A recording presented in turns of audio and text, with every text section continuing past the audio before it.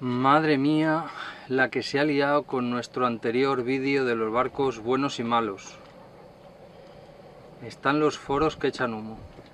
Pero hoy vamos a otra cosa. Hoy os voy a enseñar algo sobre el ice. ¿Por qué debemos llevarlo todos? ¡Vamos!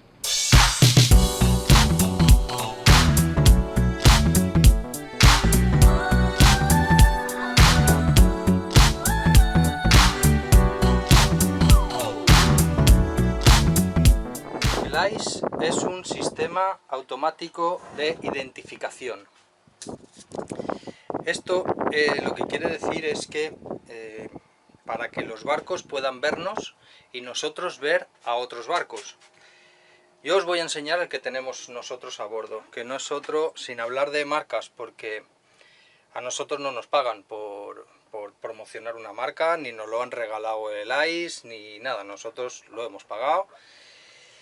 Se va a ver la marca, lo cual no quiere decir de que ni que yo haga publicidad de esta marca, ni que sea mejor o peor que otros, con más marca o con más precio o con menos. Yo me voy a centrar en la utilidad de este aparato y también me voy a centrar en la instalación, sobre todo porque muchos de vosotros, Ángel, me habéis pedido que haga un vídeo explicándoos cómo se instala un ICE. Primero os quiero decir que ICE existen dos tipos, el tipo emisor-receptor y del tipo receptor exclusivamente, siendo estos últimos los más económicos. Nosotros, en nuestro caso, tenemos un ICE emisor-receptor, porque vivimos a bordo, navegamos mucho y si navegas mucho, pues las posibilidades del despiste son más.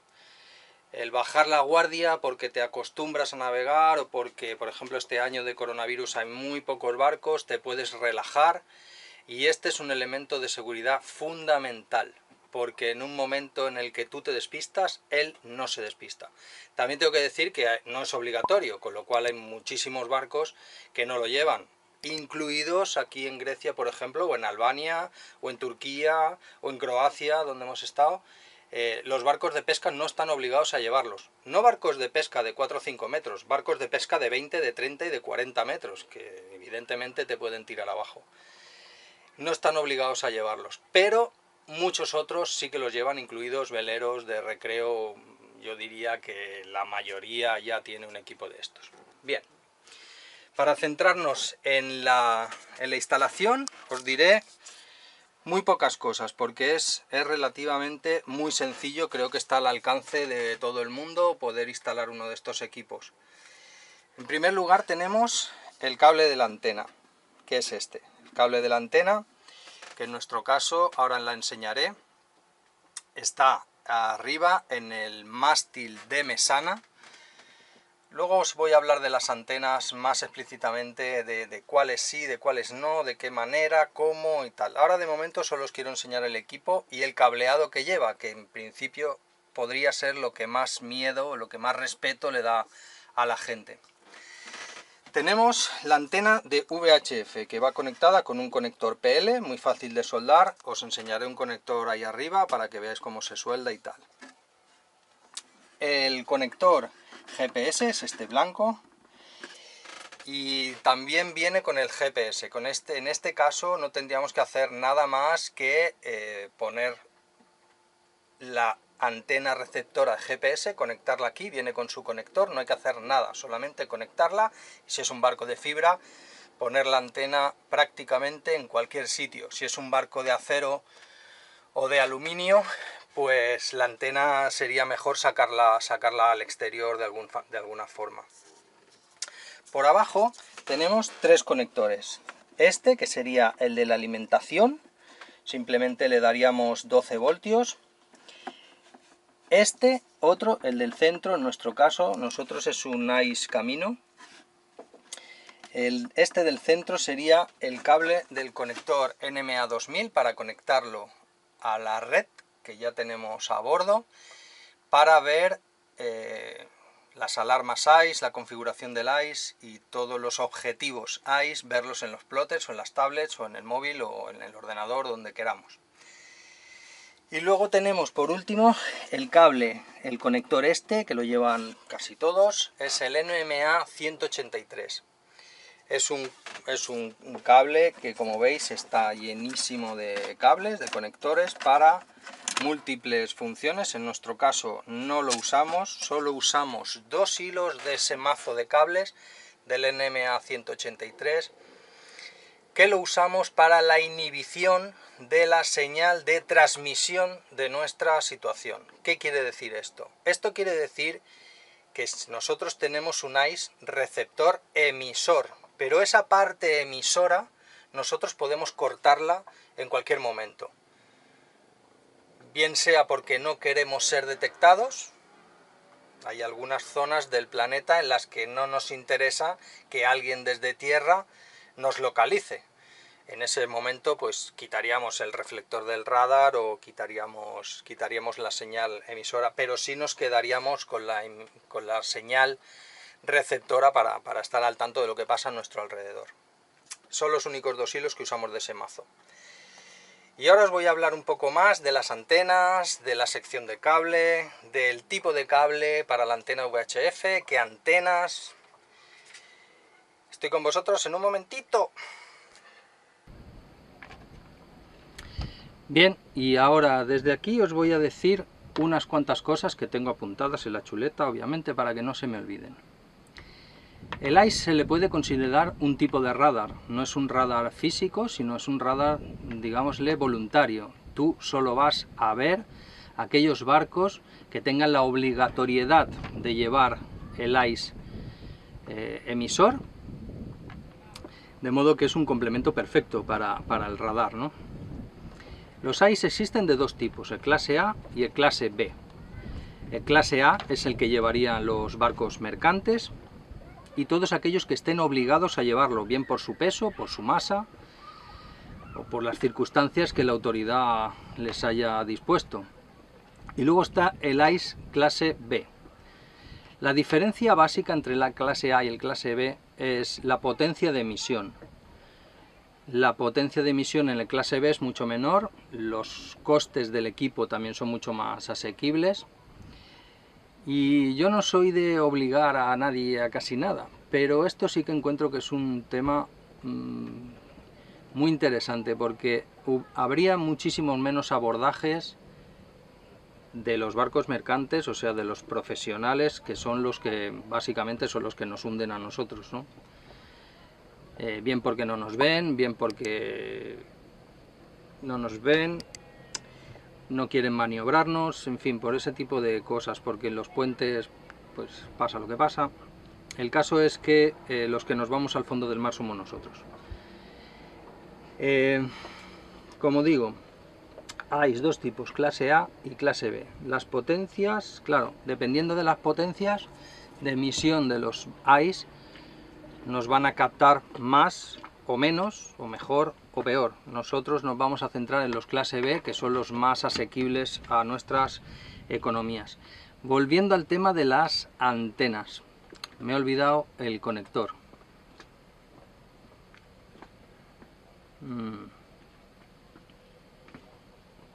Voy a buscarlo.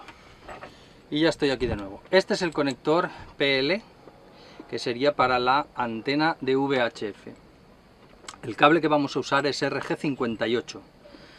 El RG58 lo hay de 2 tipos, de este que es fino, aproximadamente 5 milímetros, y luego hay otro mucho más gordo, también lo hay RG58 y 59. Es perfectamente funcional este cable más fino, además de que es más fácil de pasar y se le puede hacer alguna perrería más, permite alguna perrería más en cuanto a dobleces y demás. El vivo de ese cable coaxial, que es igual que el de una televisión prácticamente, el vivo iría soldado aquí y la malla en contacto con esta parte exterior. Poca cosa más tiene. Lo voy a poner así, a ver si deja de hacer ruido. Vale, antenas.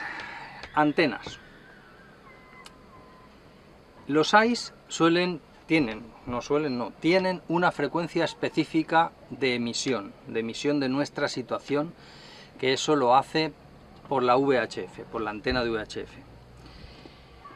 Existen antenas dedicadas, exclusivas para esa frecuencia determinada para la que emite el ICE. La experiencia que yo tengo es que no dan buen resultado. Las que vienen con el equipo suelen ser bastante mediocres, es cierto que cumplen su función, pero mi experiencia es que dependiendo de los sitios por donde te muevas, si hay pocas estaciones receptoras de esa señal, te puedes encontrar con que no te ven. Y tú tienes tu ICE perfectamente instalado y por culpa de esta antena, vale 20, 30, 40 euros, no te van a ver. Incluso es posible que no te vean barcos, ya no solo que no te vean desde tierra, con las estaciones receptoras de las señales ICE, que luego estas señales van a aplicaciones como Vessel Finder, Traffic Marine, para que estemos todos localizados en todo el mundo. Bien, yo recomiendo una antena VHF normal, por dos cosas. La primera es porque esa antena de VHF, en caso de tener un problema con otra antena de VHF, la podemos usar para, cambiando las antenas de sitio, usar la antena que tenemos para el ICE para emitir por la radio en caso de que tengamos algún tipo de problema. Tendremos dos antenas de VHF en nuestro barco. Eso, simplemente eso ya es un plus de seguridad. Y luego también por la longitud. Estas emisoras, estas antenas de VHF son capaces de transmitir mucho más lejos. También tenemos otra ventaja. En caso de tener una avería en la VHF, podemos usar un walkie con alguno de estos adaptadores. Todos estos son desmontables, con cualquiera de ellos, para conectarlos a nuestro walkie-talkie y usar una de estas dos antenas, la que tengamos más fácil, para poder emitir con un walkie con estas antenas de VHF. Bien, cable, antenas, el GPS, ya lo he dicho, el GPS que viene con el ICE. Si es un barco metálico, la antena hay que sacarla fuera para tener una mejor recepción. La alimentación consumen poquísimo, hay que simplemente coger positivo y negativo y conectarlos al switch donde tengamos el resto de electrónica, o ponerle un interruptor independiente al ICE. Y luego tenemos, volviendo al tema de las antenas, los duplexores, muy importantes. He visto en algunas páginas web que se venden duplexores. Esto se hace para facilitar la instalación. ¿De qué forma? Usando la antena que ya tenemos en el barco de VHF, que la usamos para la radio VHF, usando esta antena con un duplexor, lo que hacemos es conectarle la antena que viene de nuestro barco, la conectaríamos aquí y saldrían dos cables, uno para el ICE y otro para la antena. Yo no lo recomiendo, pero si alguien no se ve con ánimos, no se ve con fuerzas o no se ve con la capacidad, ya sea económica, ya sea física, ya sea mental, de poner una antena dedicada exclusivamente para esto, pues son una solución. A mí no me gustan porque prefiero tener todo por duplicado y por triplicado si puede ser, y no verme obligado a que si se rompe el duplexor tener que estar desmontando para volver a tener VHF, porque no funcionará ni una cosa ni la otra. Entonces eso no me gusta. Y hasta aquí el vídeo de los ICE. No tengo mucho más que decir, simplemente que si os ha gustado este vídeo, pues ya sabes, suscribiros, aunque seguramente alguno ya os habéis cansado de verlo por aquí abajo, que lo he puesto varias veces. Dejadme en los comentarios si me he olvidado alguna cosa, que sería lo más normal, porque tengo la cabeza como un bombo.